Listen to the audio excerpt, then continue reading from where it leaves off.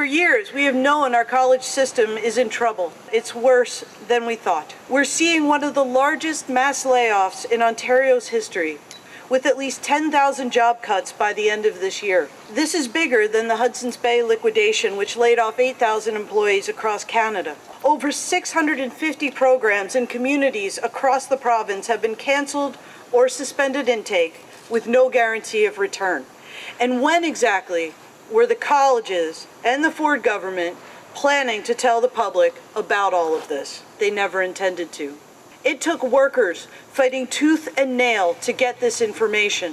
When one of the largest layoffs in this province's history and in recent national history can be carried out under the oversight of our elected officials without you, the public, knowing, then they are not accountable to the public anymore. The Ford government doesn't want to fund public education.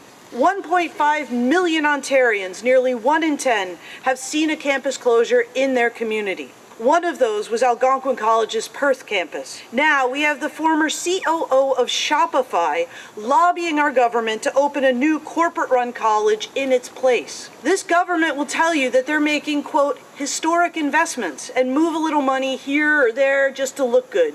All the while, our funding for our colleges is at the lowest rate in Canada. It's 56% of the national average. And they just announced that they're cutting another $1.4 billion from the system over the next few years. This is sabotage. They don't care about your future, your child's future, our community's futures.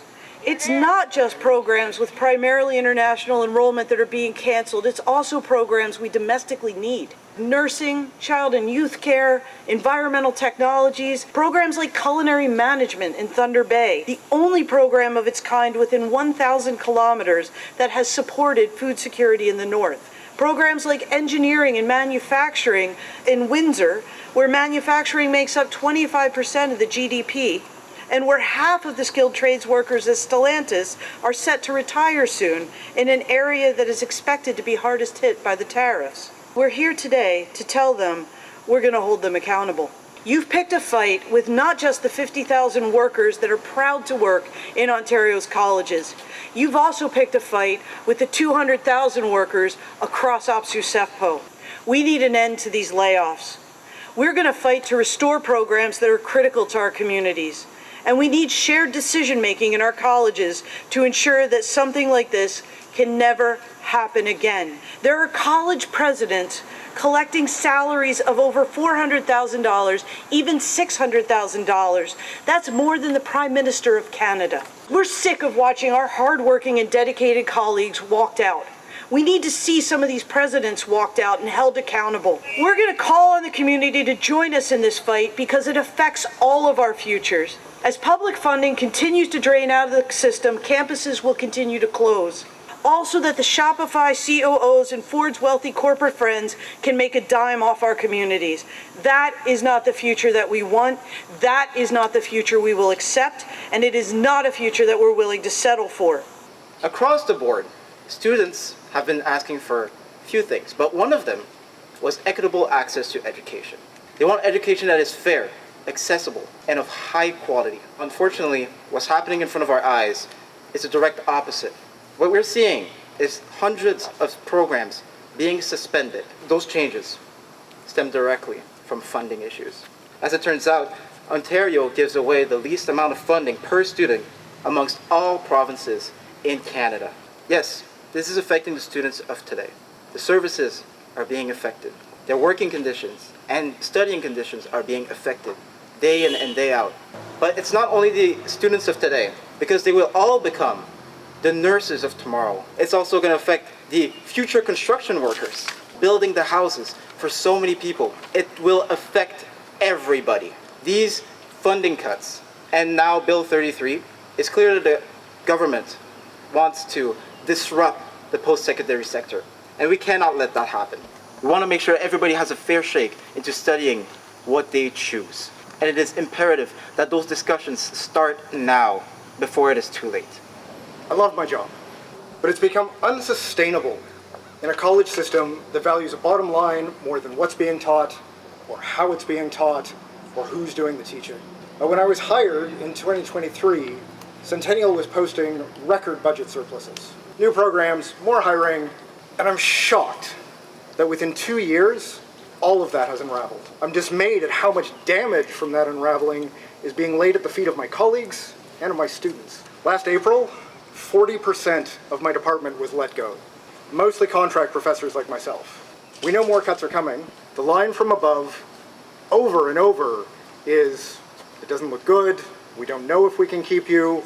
And in the meantime, we have more students filling up fewer classes, and I'm sacrificing one-on-one mentorship, I am sacrificing innovations to my teaching just to manage a growing number of students who are there because they really don't have many other choices. I am constantly stretched between doing my job and looking for another job, because in this system it is impossible to exist without a plan B and a plan C.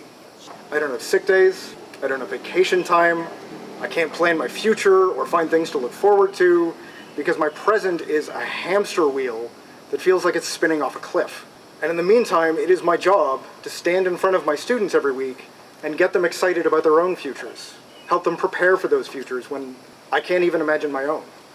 I want to tell you about the workers who are so afraid of this employer, they feel that they can't speak up about being overworked and undervalued. The workers who were pulled into meetings when they arrived to work and were told that they were losing their jobs, while another vice president was hired. We are some of the most precarious workers in the college system. What you'll hear from our employer is that the colleges are keeping us involved and up to date with layoff information. What about the almost 200 folks that were pulled into a Zoom meeting to be told that their job is being eliminated and denied the proper support for the destruction of their lives? The students that the government claims to care so much about are being subjected to hidden layoffs in the form of eliminating student contracts. There is no mechanism for reporting these losses. They're eliminating library workers, student support groups, leaders and peer-to-peer programming ambassadors. These frontline programs have been significantly reduced for students in our LGBTQ2S+ community, Black students, students with family responsibilities, and students with varying abilities and disabilities. The Ford government has allowed our employer to run our colleges into the ground. Where is the accountability? What we are facing and experiencing firsthand is a manufactured crisis and the collapse of our community college system. There have been cuts to post-secondary education funding virtually every year since the Ford government took power in 2018. This is a familiar playbook. Step 1, underfund the system. Step 2, blame the system for shortfalls caused by lack of resources. Step 3, use the public taxpayer dollars to subsidize the private sector and sell off our public system bit by bit.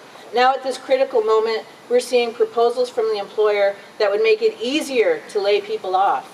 We've watched enough of our colleagues that have worked at their college for years, even decades, walked out the front door.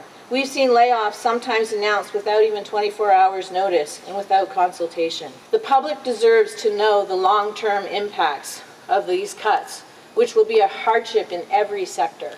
Our kids will be left only able to choose between a handful of highly competitive programs with limited spots. They won't have the student support services that they need to be successful. This will be felt from the trades to the arts, where careers require specific training or accreditation from programs that are being canceled.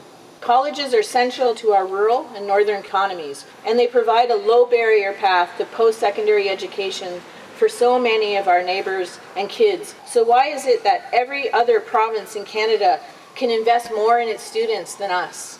In June, we actually proposed a demand at the bargaining table for adequate funding.